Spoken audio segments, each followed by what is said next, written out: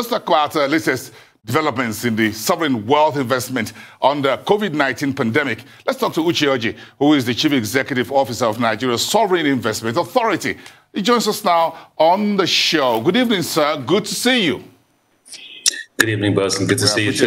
We understand it's been a whole day, conferences and here and there, so we know it's an evening time you need to be resting, but we appreciate you speaking to us on Arise. How has sovereign investment fund managers coping with the challenges of the COVID-19 pandemic?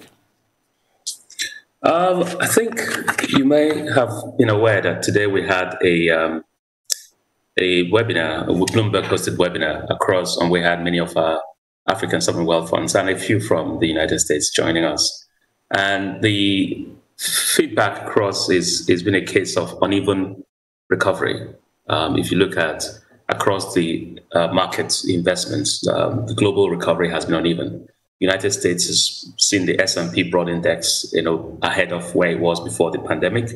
But if you look below that number, only 1/3 of US stocks ahead of where S&P was at the beginning of the year. So it's been an uneven recovery, even within the indices. Europe has struggled a little bit. Most European indices are still below. And Asia is kind of mixed. China is up. Japan is flattish. Africa has struggled because of currency issues and also because of the real backlash of what's going on in the world. Having said that, the markets are higher broadly, especially with the United States dragging things along, despite the uneven nature of it. But the reality is that quite a few people are struggling. For us, it's really been mostly about direct investments and how we can make sure that the fundamentals do catch up with where the markets are going. So all in all, I can only speak for myself. We don't go into each other's performance data. We're doing relatively okay considering the circumstances. But across the world today, it's all about how do we make sure that we are investing in the right places that not only create value for future generations, but also are driving some of the key infrastructure needs of our various countries, yes. But are there innovative ideas or creative investment management know-how that are being discussed among your peers in the industry, however, depending on the jurisdiction, as you put it? Certainly. Well, there have been a number of things. I think the first key thing for a lot of people now, especially for the African sovereign wealth funds, is how do we compete and attract co-investment capital? Because today, if you had asked me this question 12 months ago, our whole theme was how to get co-investment capital from other parts of the world. The real challenge, though, is at the moment, as you very well know, the rest of the world is also struggling. We have seen unemployment rate in the United States shoot close to 10%. We've seen the United Kingdom last quarter have a GDP decline of 20%. So the truth is that everybody is struggling. So co-investment theme has now shifted as to how do we even co-invest within ourselves, among ourselves. So co-investment is still there, but the nature of it is changing a little bit.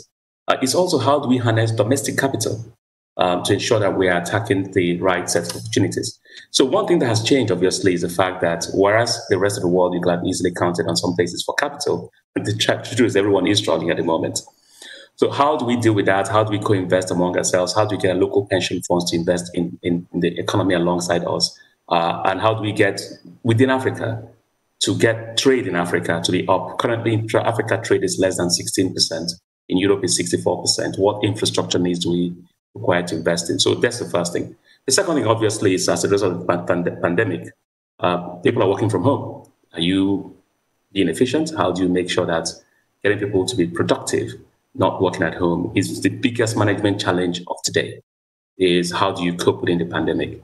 3, for those of us who have projects that we're investing in, how do you manage supply chain when you're not able to physically supervise? So I'll give an example of some of the things we're doing. Some of the places where we have projects, we've had to install 24/7 direct feed CCTV cameras so that we can actually know what's going on. So what do you do with technology? How do you realign your budgets to ensure that you are being efficient as an organization? And also make sure your investment profile is targeting those areas. So these are the conversations we're having, and like you're very much aware of, today we had those conversations. And it's been quite productive. Many people are having to realign the way they work in the light of the new realities. Now, when you talk about your operations in Nigeria, just about a year or two ago, there was a bit of a paradigm shift in terms of getting the NSIA to invest more locally.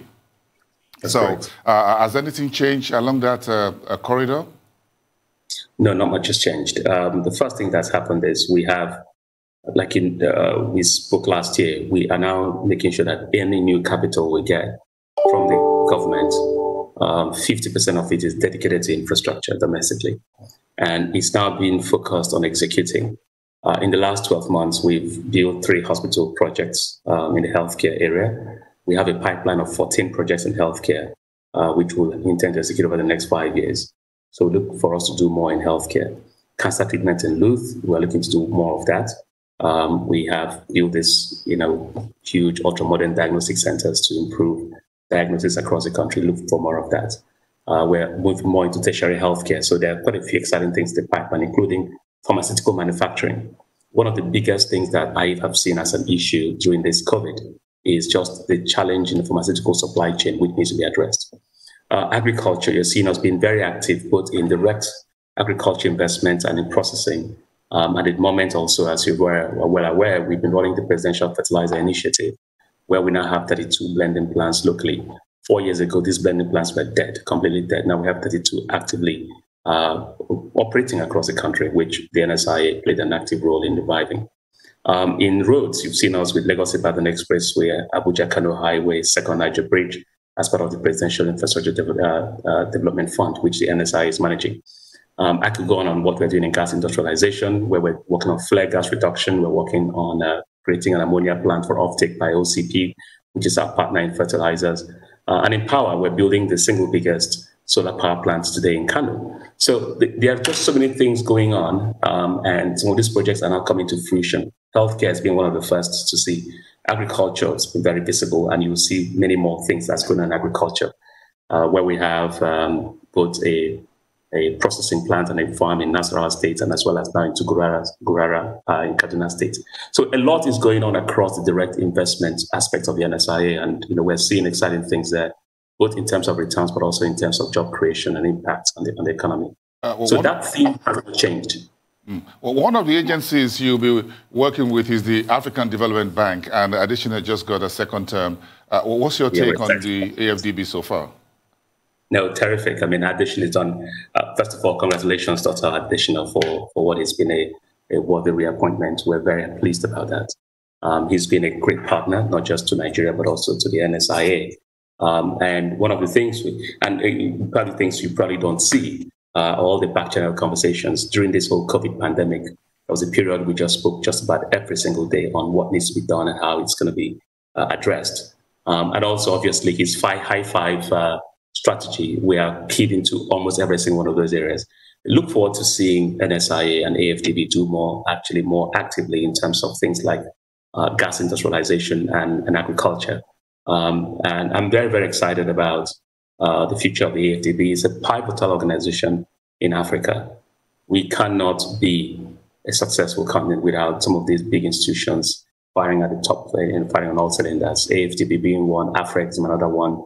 So we're all very excited about that also. I just want to also congratulate Professor Benedict Orama for his own reappointment. That wasn't really as talked about as additionals, but we've had these two, and I think it's something celebrating. These two institutions are powerful, important, and pivotal.